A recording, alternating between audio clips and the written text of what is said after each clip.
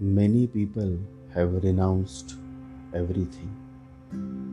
What they do is that they renounce everything and then they move towards the Himalayas, the mountains. And then they think that they have left everything behind. And this thought creates a new cycle of ego within them. Always remember, a man who renounces everything, all his riches and everything, thinks that he is free. In reality, he is not. The very sense, the very thought that I have renounced something valuable goes on feeding his ego. He thinks he has become a saint. He thinks he has become a humble man. He goes on thinking that he is doing something, and all of this goes on happening within his inner being. He never realizes that he is so much trapped in his ego, and it is this ego that continues to keep him away from the truth, the reality, the beyond. A beautiful incident happened when Gautam Buddha, whose previous name was Prince Siddharth, was about to leave all his kingdom, his riches, and step out of his kingdom as a sannyasi. Buddha was accompanied by his driver, the charioteer. Buddha had decided to leave everything behind. He had realized the futility of this human life, and so he had requested his driver to leave him at the boundary of his kingdom so that he can step down and move into the forest, into the unknown. They reached the boundary of the kingdom, and as Buddha stepped down, the driver started crying. He loved Buddha, that is the Prince Siddharth. He was attached. He could not see his master leaving everything behind. And so, just before Buddha was about to step out of his kingdom's boundary, the driver said, I am just a driver, and also this is not my business to interfere. Your order is your order. So I have brought you to the boundary of your kingdom. But if you don't mind, let me say a few words. What are you doing? This is what everyone aspires to be, a prince like you. You were born as prince. Why are you leaving everything? Remember the palace. Remember your beautiful wife. Remember your father, the kingdom, and the happiness it brings. Buddha looked into the driver's eyes and said, I cannot understand what you are talking about. I have not left any palace behind or any kingdom. I have left only a nightmare. The word renunciation means you are leaving something valuable behind. I have not renounced anything. There was nothing to be renounced. The whole thing is on fire. It was a nightmare, and I thank you because you have helped me to come out of it. And Buddha left for the beyond. Meditate on his words. He says, there was nothing to renounce. Much has to be cut, and you will be able to cut, detach, only when you realize the futility of what you have been holding to your chest. Only then, in the true sense, you can free yourself and you can liberate yourself. The words of Buddha are beautiful and bring great insights. Buddha says, renouncing means leaving something that is valuable. The driver believes that what Buddha is leaving behind is valuable. He is still to evolve. He is still at the base level of consciousness. His definition of valuable cannot go with what Buddha believes is valuable to him. All the riches, status, beauty are valuable. And to Buddha, all that is beyond all of this is valuable. We all are still at the stage of the driver, the charioteer of Buddha. He loved Buddha, we also love Buddha. The difference is that still our definition of what is valuable has not changed. And so whenever we leave something behind, we feel that we have renounced. And this feeling goes on feeding our ego. Buddha moves on towards the beyond. A new life awaits him, the calling of the divine, the calling of God.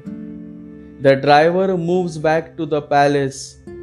He cannot leave the palace, the kingdom, because for him that is what is valuable, and so he remains where he is. Our growth is purely based on our definition of what is valuable for us, and the source of our definition purely is based on the level of our consciousness. Every person will have different answers on how to identify what should be cut and what should be kept. The driver had a different answer, Buddha had a different answer. It is not a question of who is right and who is wrong. It is simply a choice that you make based on the state of your consciousness. When Buddha gets down from his chariot and leaves for the beyond, he is on his way towards spiritual birth, the rebirth. The process of being reborn is always painful. Even in physical birth, there is pain, and there is trauma, and there is suffering. This is a spiritual birth. One birth you have received from your parents, your father and mother. Another birth you receive from your master. You are born as a spiritual being. Much has to be cut. Much has to be dropped. Only the essential has to be saved. The non-essential has to be completely destroyed. It is only when you have dropped all those things and people that were the reason for causing disturbance to your inner peace that you can truly find a way towards your growth, real growth. Always remember, truth comes not to the crowd but to an individual. As long as you continue to move with the crowd, the truth, the love, the God experience never comes to you. It only comes when you step down willingly and start moving ahead as an individual. An individual lives his life by being himself. The moment you start focusing on your individuality, the society starts going against you. The society is ruled by the mind, and the mind would never want you to be an individual. The mind is always forcing you to become when in reality you are born to be yourself. Be, just be, don't try to become. Within these two words, be and becoming, your whole life is contained. Always remember, the society hates the individual. The society wants you to mix with the crowd, to fit with the crowd. The society wants you to stop being yourself. An individual is not behind respectability. He is behind his own self, trying to discover his own self. And to discover yourself, much has to be cut. All that has to be cut that distracts you from your goal, your purpose, the purpose of self-realization. Bhagavan Raman Maharshi says, the only useful purpose of the present birth is to turn within and realize the self. There is nothing else to do. Buddha realized this purpose, and so when he left everything behind, there was absolutely no thought of leaving anything that in true sense is valuable. And there was no thought of I am leaving something valuable, so where is the question of ego? The individual has no ego and the ego has no individuality. To be an individual, you need intelligence, sharp consciousness. The reason for Buddha leaving the material world is his consciousness that enabled him to realize what is valuable and what is not, what should be looked upon and what should be overlooked. Always remember, the art of being wise is the art of knowing what to overlook. The key is in the state of your consciousness. No matter where you go, you may go all around the world, but finally you will come to the core essence of all. The key is your state of consciousness. Albert Einstein says, intelligence is helpless when it comes to inventions. There is a leap of consciousness. You can call it intuition or something else, and the decision comes. You do not know how or why. The decision comes. You also have to make decisions about what should be dropped and what should be detached, who should be disconnected, who should be blocked, so that you experience real growth and the peace within your inner being is not disturbed. Always remember, it is the state of your consciousness level that enables you to handle a certain situation. When there is absolutely no consciousness to your existence, you let the situation impact your decisions. And when you are living with consciousness by being more and more meditative, it is not the situations that can influence or impact your decisions. Rather, you make your own decisions. Such a conscious man never gives up to what had happened to him. He makes his own decisions. One of the greatest thinkers, Carl Jung, says, I am not what happened to me, I am what I choose to become. Real growth is always inside out, unless there is a change within. The outward change makes no sense. Real change happens when you start changing from within. And this is possible only when you stop focusing outward and start focusing inwards. When you start turning inwards, you start changing for real. In the beginning, it is going to be difficult because for many births and rebirths, you always have been focusing outward. So, the first step towards meditation is always going to be difficult. The mind won't let you turn inwards so easily, but you have to keep going, keep trying, be consistent. Mind is the traffic of thoughts. When you sit to meditate, many thoughts will start coming to your mind and it will cause havoc. But you have to be courageous. You have to remain focused within. Meditation is just the courage to be silent and alone. Slowly, you start feeling a new quality to yourself, a new aliveness, a new beauty, a new intelligence, which is not borrowed from anybody, which is growing within you. It has roots in your existence. Meditation is the greatest courage and adventure you would ever come across. It is the death of all your notions and learnings and ideas that the mind has been projecting on your brain. To meditate is to go beyond the mind, for it is only when you go beyond the mind that the truth can be experienced. The death that Jesus is talking of is only possible when there is no mind. The death is of the mind, the rebirth is of the heart. Mind to heart.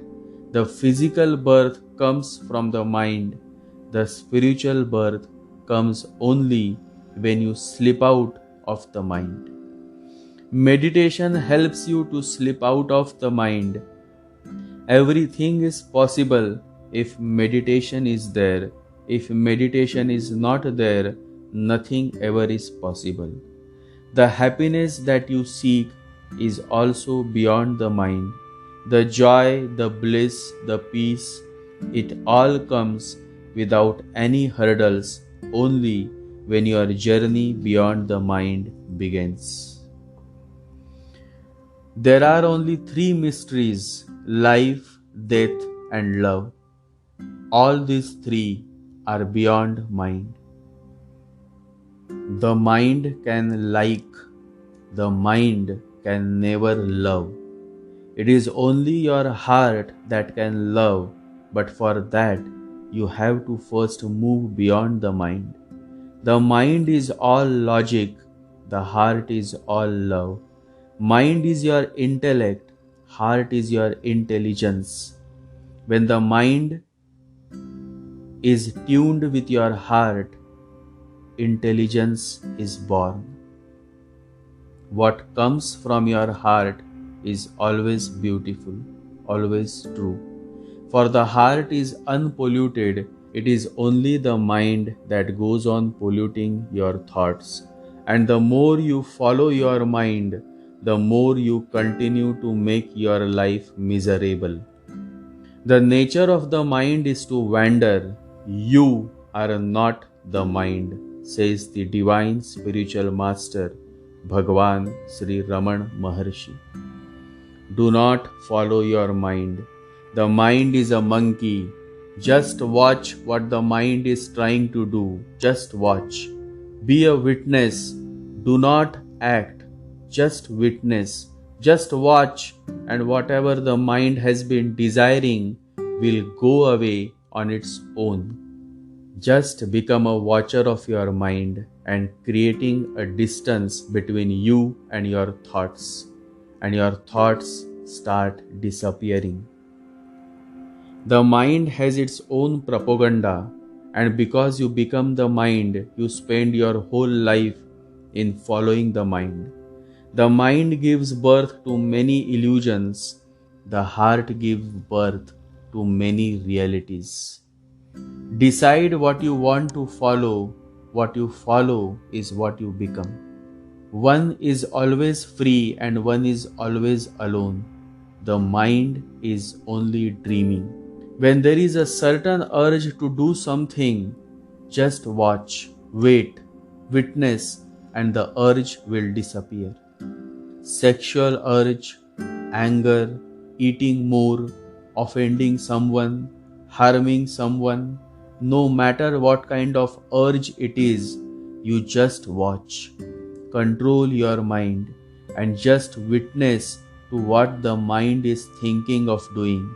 Never act, just be a watcher, and soon this urge, the desire, will go away. One of the greatest divine master, Neem Karoli Baba, says, when you have a desire for something, don't act on it and it will go away. If you desire to drink this cup of tea, don't, and the desire for it will go away. The desires never end. After one desire is fulfilled, the other is in waiting to be fulfilled. And so you are always seen in the long queue of desires that just never ends. The only way out is to slip out of the mind, for the birthplace of desires is from the mind. Once you are out of the mind, once you go beyond the mind, you reach the state of desirelessness, and that is the real beginning of your spiritual experiences. And to go beyond the mind, much has to be dropped, much has to be cut, only the essential has to be kept. Only then can you walk alone, and it is only in this state of aloneness that you can focus within. And it is only when you are able to focus within that you can dare to move beyond the mind. Always remember, only a man who is capable of being alone can truly love, because his love is not dependable, and such a love is true love. Then he is no more falling in love, he has become love. Let your love be your state of being. Not that you fall in love, but just that you are loving because it is simply your nature. You can be in a state of love only if you drop the old mind pattern of relationships, as love is not a relationship. And love is the way, the only way towards living a life filled with bliss and peace. Love has absolutely no logic, and yet it is love that has all the answers and all the solutions to your problem. To be alone is to be in love with yourself. And it is only when you can love yourself that you can love others. It always starts from that one person, and that is you. A man who loves himself takes the first step towards real love. If you hate yourself, you hate others. If you love yourself, you love others. In the relationship with others, it is only you mirrored. Slip out of the mind and come towards yourself. Meditate every day.